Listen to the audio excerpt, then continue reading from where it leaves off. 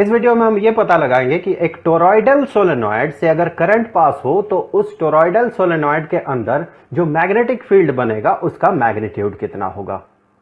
तो इसके लिए सबसे पहले हमें पता होना चाहिए कि टोरॉइडल सोलेनॉइड होता क्या है। अगर आप स्ट्रेट सोलेनॉइड को सर्कुलरली मोड़ दे तो ये बन जाएगा टोरॉइडल सोलेनॉइड, जैसे कि इस फिगर में दिख रहा। हमने एक स्ट्रेट लॉन्ग सोलेनॉइड को सर्कुलर शेप में मोड़ दिया तो ये बन गया टोरॉइडल सोलेनॉइड।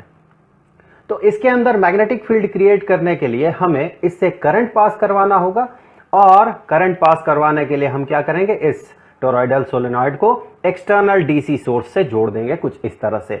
तो ऐसा करने से इस सोर्स से जो करंट पास होगा, हमने माना यह है I, अर्थात इस सोलेनॉइड के लेफ्ट एंड से करंट एंटर कर रहा है कुछ इस तरह से, और इसके राइट एंड से ये बाहर निकल जा रहा है। सो करंट लेफ्ट एंड से एंटर करते हुए राइट एंड से ये बाहर निकल जाएगा। अगर हम यहां से देखें तो हमें दिखेगा करंट फ्लो कर रहा है क्लॉकवाइज। सो आप समझ सकते हैं कि जो मैग्नेटिक फील्ड बनेगा वो अंदर की तरफ होगा, और वही अगर हम राइट एंड को देखते हैं तो हमें दिखेगा जो करंट पास करेगा वो करंट होगा एंटी क्लॉकवाइज। चूंकि ये 3 डायमेंशनल फिगर है जिसे हम 2 डायमेंशनली ड्रॉ कर रहे हैं, तो ये बड़ा मुश्किल है समझना कि कौन सा एंटी क्लॉकवाइज है और कौन सा क्लॉकवाइज है। फिर भी आप ये इमेजिन कर लें कि ये जो करंट है ये एंटी क्लॉकवाइज है। तो ऐसे स्थिति में जो मैग्नेटिक फील्ड होगा, ये मैग्नेटिक फील्ड लाइंस बाहर की तरफ होंगे। पर हमें पता लगाना है मैग्नेटिक फील्ड का स्ट्रेंथ या मैग्नीट्यूड। तो इसके लिए हम यूज करेंगे amperes circuital law. Amperes circuital law से हम कह सकते हैं कि मैग्नेटिक फील्ड का क्लोज्ड लाइन इंटीग्रल ये होता है जिस मीडियम में इस सोलेनॉइड को हमने रखा या फिर इस पूरे सिस्टम को हमने रखा, उस मीडियम का एब्सोल्यूट परमिएबिलिटी, हमने माना इसे हमने एयर में रखा है तो एयर का एब्सोल्यूट परमिएबिलिटी फ्री स्पेस के एब्सोल्यूट परमिएबिलिटी के लगभग बराबर होता है। तो हम यहां पर मानेंगे absolute permeability of free space into total current. अब यहां पर देखें, करंट इस सोलेनॉइड से पास हो रहा है I, लेकिन ये I इफेक्टिव करंट नहीं है। करंट, इफेक्टिव करंट ये कितना होगा, अब हमें ये पता लगाना होगा।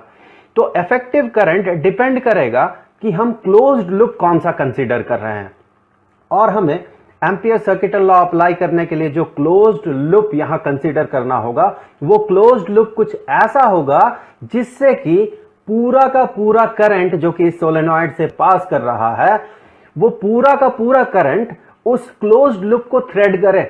जैसे कि आप क्लोज्ड लूप ऐसे कंसीडर नहीं कर सकते हैं, कुछ ऐसा। इससे क्या होगा कि जो करंट यहां फ्लो कर रहा है वो करंट इस लूप को, इस क्लोज्ड लूप को थ्रेड नहीं करेगा। तो सारे करंट को इंक्लूड करने के लिए हमारा जो क्लोज्ड लूप होगा ये पूरा का पूरा सोलेनॉइड से पास करना चाहिए। तो ये क्लोज्ड लूप कुछ ऐसा होगा।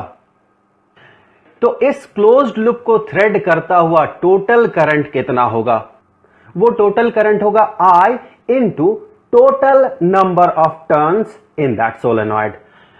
सो हमने माना इसके लिए कि ये सोलेनॉइड जो है इसमें है स्मॉल लेटर n इतना turns per unit length, per unit length.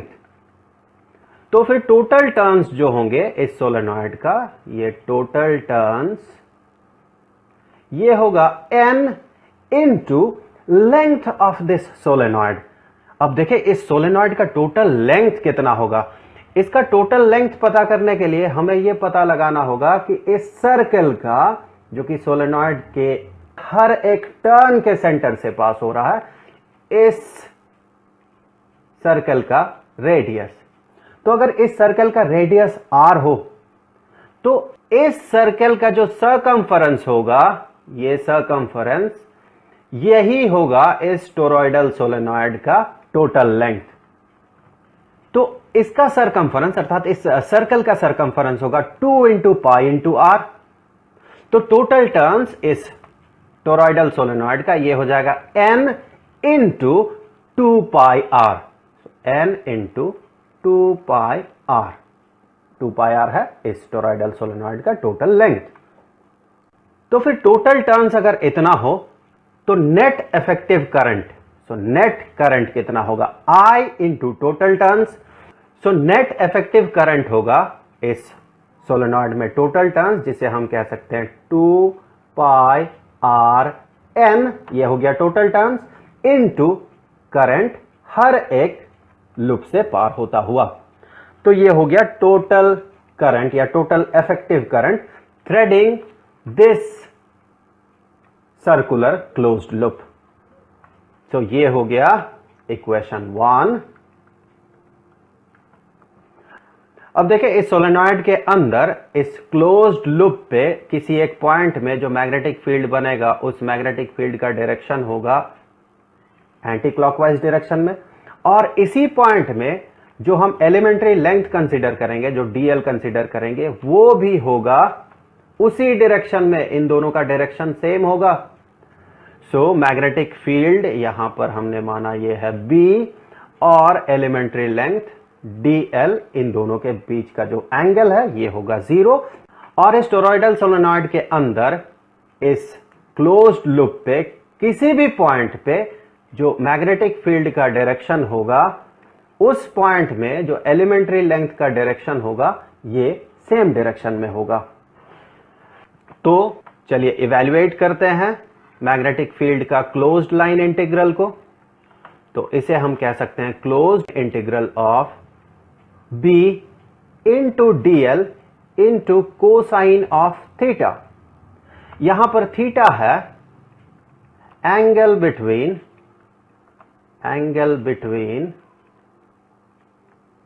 b and dl, जो कि हर जगह पे होगा 0 डिग्री। तो कोसाइन ऑफ थीटा हो जाएगा 1।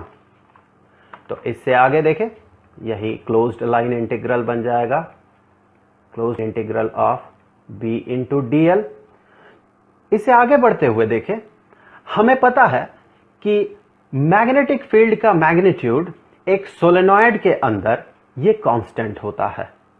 अर्थात हम कह सकते हैं इस पॉइंट में मैग्नेटिक फील्ड का जो मैग्नीट्यूड होगा वही होगा इस पॉइंट में भी। हर एक पॉइंट में मैग्नेटिक फील्ड का मैग्नीट्यूड सेम होगा इस सोलेनॉइड के अंदर। सो हम ये नहीं कह सकते हैं कि एक टोरॉइडल सोलेनॉइड के अंदर मैग्नेटिक फील्ड सेम होता है, बल्कि हम ये कहेंगे कि एक टोरॉइडल सोलेनॉइड के अंदर मैग्नेटिक फील्ड का मैग्नीट्यूड सेम होता है, और ये मैग्नेटिक फील्ड का मैग्नीट्यूड है। सो ये हो गया कांस्टेंट। सो इस कांस्टेंट टर्म को हम इंटीग्रल के बाहर ले जाएंगे। सो ये बन गया मैग्नेटिक फील्ड का मैग्नीट्यूड इनटू dl का क्लोज्ड लूप इंटीग्रल। अब देखें dl को जब हम क्लोज्ड लूप में, इसी क्लोज्ड लूप में इंटीग्रेट करेंगे, अर्थात जितने भी छोटे छोटे एलिमेंट्स बनेंगे ऐसे, इन सारे एलिमेंट्स को अगर हम जोड़ दें तो हमें क्या मिलेगा, हमें मिलेगा इस सर्कुलर लूप का या फिर इस सर्कल का सरकमफरेंस। तो ये बन जाएगा b इंटू 2 पाई r। अब इसी वैल्यू को, मैग्नेटिक फील्ड का क्लोज्ड लाइन इंटीग्रल को, अगर हम इक्वेशन 1 में पुट करते हैं तो हमें क्या मिलेगा, देखें हमें मिलेगा b into 2 into pi into r is equal to mu not into 2 pi r into n into i। 2 pi r को इक्वेशन के दोनों साइड से कैंसिल कर सकते हैं, और मैग्नेटिक फील्ड का मैग्नीट्यूड ये बन जाएगा mu not into n into i। सो हम कहेंगे एक टोरॉइडल सोलेनॉइड जिससे कि करंट पास हो रहा है I, और जिसका number of turns per unit length ये है n, स्मॉल लेटर n, तो उसके अंदर जो मैग्नेटिक फील्ड बनेगा उसका मैग्नीट्यूड, जो कि कांस्टेंट है हर जगह पे, वो मैग्नीट्यूड होगा mu not into n into i।